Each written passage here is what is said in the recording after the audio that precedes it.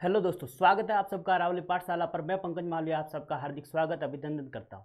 हम पढ़ रहे थे कक्षा 10 के विज्ञान विषय को, रासायनिक अभिक्रिया एवं समीकरण वाला अपना चैप्टर चल रहा था और उसमें हमने लगभग पूरा चैप्टर कर लिया था। सिर्फ थोड़ा सा बाकी था, अपने एक संसारण अपन को पढ़ना था और विकृत गंधिता पढ़ना था। तो आज हम पढ़ेंगे उपचन व अपचन के दैनिक जीवन में प्रयोग। और इन दैनिक जीवन प्रयोग में क्या होता है, सबसे पहले अपनी है संसारण की घटना और दूसरा है विकृत गंधिता। अब सबसे पहले समझेंगे हम संसारण को कि संसारण क्या होता है।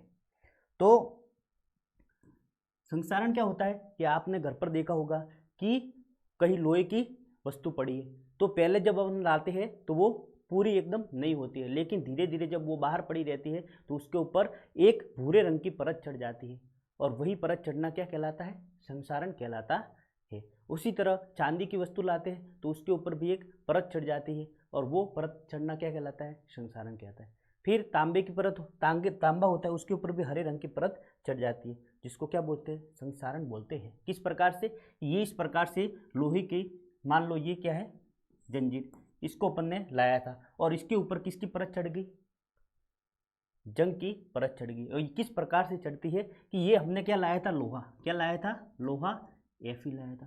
अब ये किसके प्रभाव है, उपचन या अपचन के दैनिक जीवन में प्रभाव है। मतलब इस संसारण में क्या होगा, या तो ऑक्सीकरण होगा या अपचन होगा।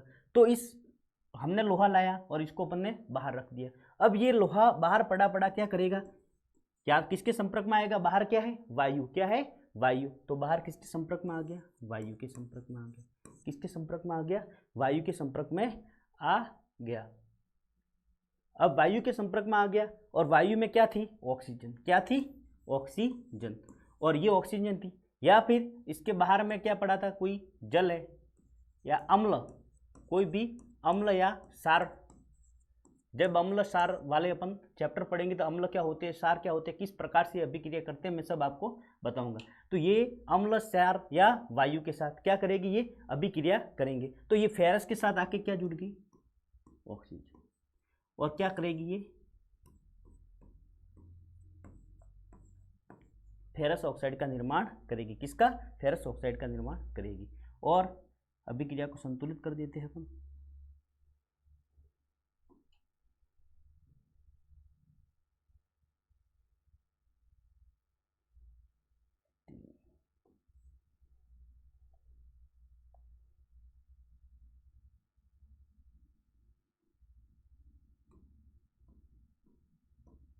फोर Fe3O2, ठीक है।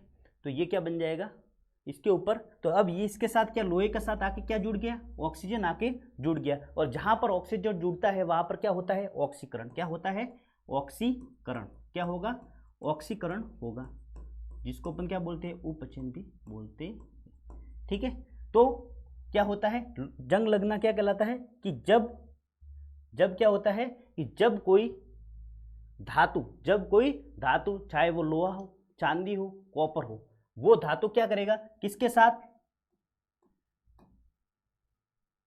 वो किसके साथ, अम्ल, किसके साथ, अम्ल के साथ या फिर सार के साथ, अम्ल, सार या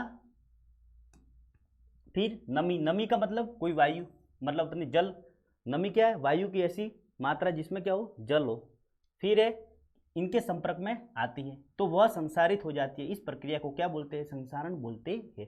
प्रश्न क्या बनेगा, संसारण किसे कहते हैं। आपको क्या लिखना है, जब कोई धातु किसके संपर्क में आती है, अम्ल, क्षार या नमी या फिर वायु के संपर्क में आती है, तो क्या करेगा कि इसके संपर्क में आने पर यह क्या होती है, संसारित हो जाती है। मतलब इसके ऊपर ऑक्साइड की परत जम जाती है और इस प्रक्रिया को क्या बोलते हैं, संसारण बोलते हैं।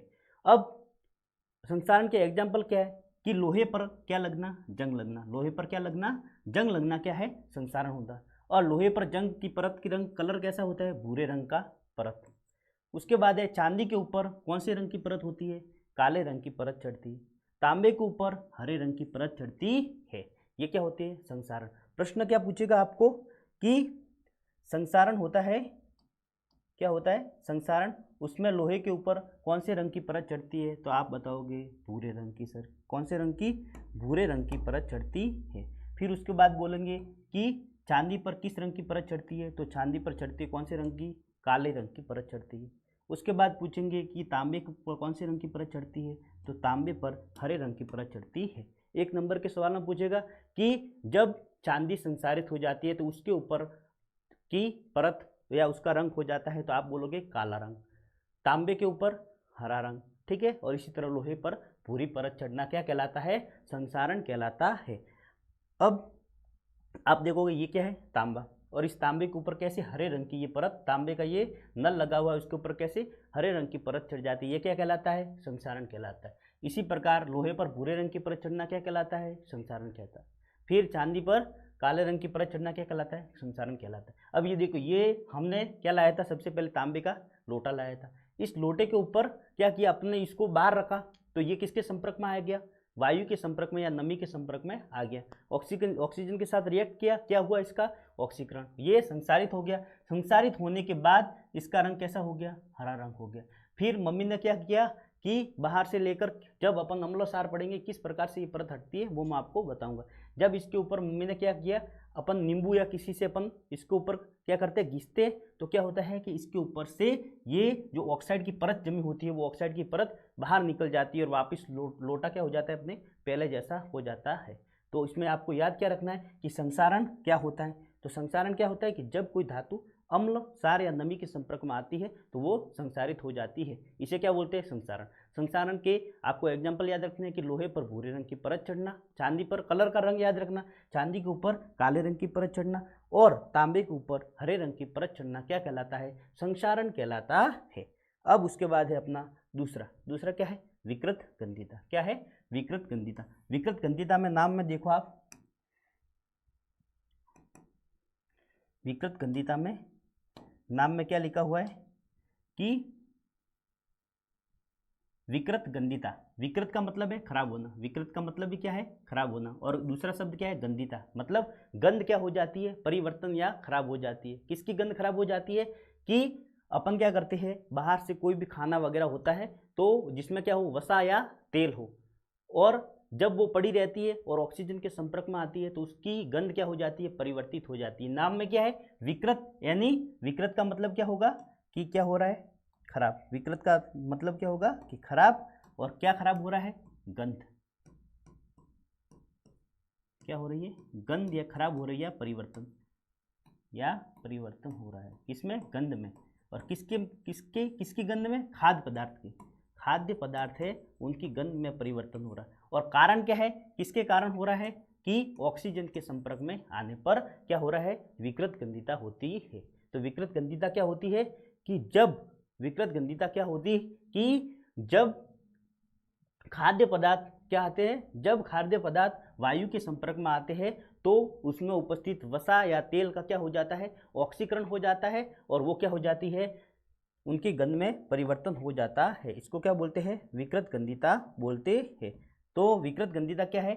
वसा या तेलों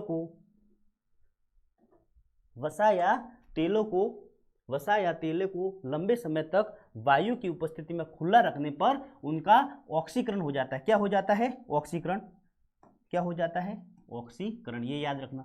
ऑक्सीकरण होकर किसमें परिवर्तन हो जाता है? स्वाद तथा गंध क्या हो जाती है? बदल जाती है। इसे ही क्या बोलते हैं? विकृत गंधिता बोलते हैं। तो विकृत गंधिता में देखो क्या हुआ, वसा और तेल वगैरह जो पदार्थ थे वो बाहर पड़े थे, उनके साथ आके क्या जुड़ गई? ऑक्सीकरण। और मैंने क्या बताया था, जहां कहीं पर भी ऑक्सीकरण का योग होता है या जिसमें जुड़ते हैं तो वो वहां पर क्या होता है? ऑक्सीकरण। तो यहाँ पर क्या हुआ? खाद्य पदार्थ का ऑक्सीकरण या उपचन हुआ, जिसके कारण स्वाद तथा गंध क्या होती है? बदल जाती है। इसे विकृत गंधिता बोलते हैं। प्रश्न क्या पूछेगा? विकृत गंधिता किसे बोलते हैं? सीधा आपको क्या बोलना है कि वसा या तेल युक्त खाद्य सामग्री होती है, वो लंबे समय तक कहाँ पड़ी रहती है? वायु या ऑक्सीजन के संपर्क में पड़ी रहती है, तो क्या हो जाती है? उसका ऑक्सीकरण हो जाता है, और ऑक्सीकरण होगा तो क्या होगा? स्वाद तथा उसका गंध बदल जाता है। इसे क्या बोलते हैं? विकृत गंधिता बोलते हैं। अब ये विकृत गंधिता तो हो गई। अब विकृत गंधिता हो गया, अब अपन को क्या करना है? इससे बचना भी तो है। विकृत गंधिता हो गई, खाद्य सामग्री खराब हो रही है तो उसको हम खराब थोड़े होने देंगे कि होने दो खराब, कोई बात नहीं। क्या करेंगे? हम इससे बचने के उपाय ढूंढेंगे कि क्या करें ऐसा कि इससे अपन बच जाए, जो खाद्य सामग्री है थोड़ी लंबे समय तक चले। तो इसके लिए क्या करते हैं कि आपने कुरकुरे या चिप्स के पैकेट देखे होंगे, उसमें क्या आती है कि 20% ही चिप्स होती है, बाकी 80% क्या होता है उसमें गैस भरी हुई रहती है। अब वो गैस क्यों भरी हुई होती है कि हमको क्या करना है, विकृत गंधिता को रोकना है। किसको रोकना है, विकृत गंधिता को अपन को रोकना है। और इस विकृत गंधिता को अपन रोकेंगे तो इसके लिए अपन को क्या करना पड़ेगा, विकृत गंधिता हो कब रही है, जब इसके साथ आके क्या जुड़ रही है, ऑक्सीजन आके इसके साथ जुड़ रही है। अपन क्या करेंगे कि इसका ऑक्सीजन के साथ ही संपर्क इसका क्या कर देंगे, काट देंगे। क्या कर देंगे, इसका संपर्क काट देंगे। और काटने के लिए क्या करेंगे कि जो खाद्य सामग्री है, उस चिप्स का पैकेट है, उसमें से ऑक्सीजन सारी बाहर निकाल के उसकी जगह पर क्या डाल देंगे, नाइट्रोजन गैस। क्या डाल देंगे, नाइट्रोजन गैस। और वो नाइट्रोजन गैस कैसी है, निष्क्रिय गैस है। कैसी है, थोड़ी सी कम क्रियाशील गैस है, जो क्या करेगा, उस खाद्य सामग्री के साथ रिएक्ट नहीं करेगी और वो खाद्य सामग्री खराब नहीं होगी। ठीक है, तो विकृत गंधिता को रोकने के लिए पहला उपाय क्या करेंगे कि हम उसमें नाइट्रोजन गैस भर देंगे। फिर दूसरा कि क्या करेंगे कि उसको इस प्रकार के पात्र में पैक कर देंगे कि उसका क्या ऑक्सीजन उसके अंदर हवा जाए नहीं, तो ऑक्सीजन के संपर्क में नहीं आएगी। तो दूसरा अपन क्या करेंगे कि वायुरोधी पात्रों का उपयोग करेंगे। कौन कौन से वायुरोधी पात्र वगैरह होते हैं,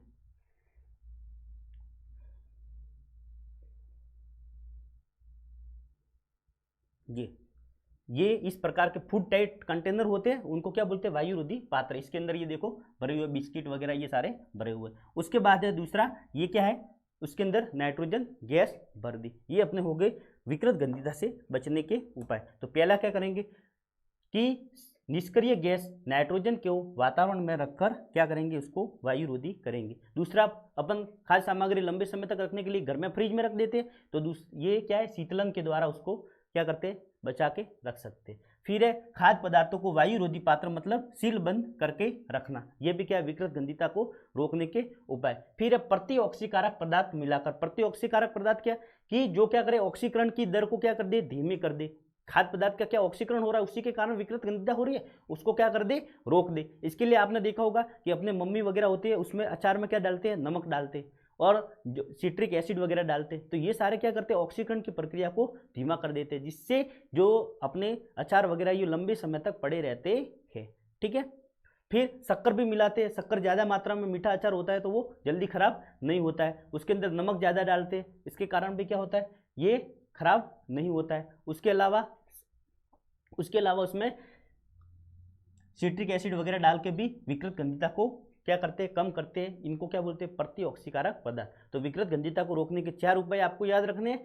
प्रतिऑक्सीकारक पदार्थ, खाद्य पदार्थों को वायुरोधी पात्र में, निष्क्रिय गैस का नाम आपको याद रखना है, कौन सा, N2 गैस या नाइट्रोजन गैस, और शीतलन द्वारा। अब हमने पढ़ा था संसारण। अब संसारण भी हो रहा है तो इसको भी हम रोकने से बचाएंगे। क्यों कि संसारण के दुष्प्रभाव क्या है, हमने बना दिया पुल बहुत ही बड़ा, उसके अंदर क्या डाल दिया, लोहा डाल दिया। अब लोहा जंग आके क्या होगा, धीरे धीरे लोहा खराब हो जाएगा और कमजोर हो जाएगा, तो पुल क्या हो जाएगा, टूट जाएगा। बड़ी बड़ी इमारतें टूट जाती है। उसके बाद ये संसारण, ये क्या लाया, जैसे हमने नल लाया था, तो संसारण के कारण क्या हो जाएगा, ये नल खराब हो जाएगा, खुल नहीं पाएगा। तो इस सब से हमको क्या करना है, बचना है। तो संसारण से बचने के लिए सबसे पहला उपाय क्या करेंगे कि इसके ऊपर क्या कर दे, घर के दरवाजों को जंग से बचाने के इसके ऊपर पेंट कर देते। तो सबसे पहला तो उसके ऊपर पेंट या वार्निश कर देना, पहला उपाय तो ये करेंगे। उसके बाद दूसरा उपाय क्या करेंगे अपन कि इनको ऊपर इस प्रकार की ये परत चढ़ा देंगे। क्या, क्रोमियम की परत। साइकिल का हैंडल होता है, उसके ऊपर क्या होती है, मिश्र धातु या क्रोमियम की परत चढ़ी हुई होती है, जिसको क्या बोलते हैं, यशद लेपन। जस्ते की है या किसी निकल ऐसा जो धातु जिसके ऊपर क्या नहीं लगता है, जंग नहीं आसानी से लगता है, उसकी परत इसके ऊपर चढ़ा देंगे। परत चढ़ाने से क्या होगा कि पहला अंदर की तरफ तो लोहा है, उसके ऊपर क्या आ गई, एक दूसरी परत आ गई, और ऑक्सीजन बाहर है, तो ऑक्सीजन और लोहे के बीच में संपर्क टूट जाएगा और क्या होगा, उसके ऊपर जंग नहीं लगेगा। तो मिश्र धातुओं की परत या निकल क्रोमियम की परत चढ़ाना। उसी प्रकार लोहे के स्थान पर कुछ अन्य धातुओं का प्रयोग करना, जैसे कि मिश्र धातुओं का प्रयोग करना। घर पर अपन पहले तांबे की वगैरह उसकी थाली आती थी, तो उसमें क्या लग जाता था, जंग लगता था।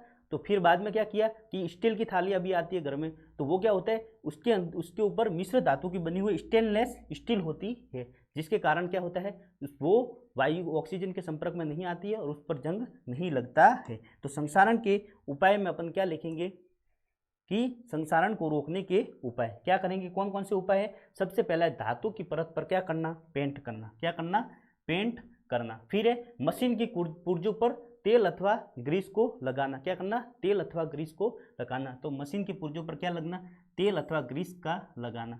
उसके बाद है विद्युत लेपन। विद्युत लेपन क्या होता है ये आगे आपके दिया हुआ है, पूरा मैं आपको समझाऊंगा। ये समझ लो आप कि विद्युत लेपन में क्या होता है, कोई भी एक धातु है तो उसके ऊपर विद्युत के द्वारा या कोई एक विधि है उसके द्वारा उसके ऊपर क्या होता है, परत चढ़ जाती है। किसकी? दूसरी किसी अन्य धातु की परत चढ़ जाती है, जैसे कि निकिल तथा क्रोमियम की परत को चढ़ाना।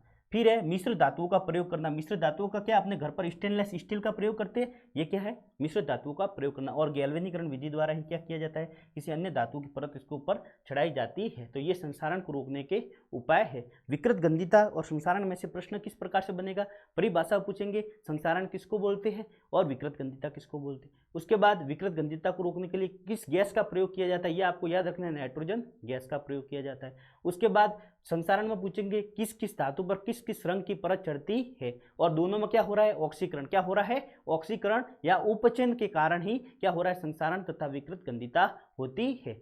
ठीक है, तो आशा करते हैं आपको चीज समझ में आया होगा। और इसके अगले वीडियो में हम क्या करेंगे, अभ्यास प्रश्नों को करना स्टार्ट करेंगे। तो जुड़े रहिए अरावली पाठशाला से, सब्सक्राइब कीजिए हमारे चैनल को, शेयर कीजिए और पढ़ते रहिए। धन्यवाद, मिलते हैं आपको अगली क्लास में।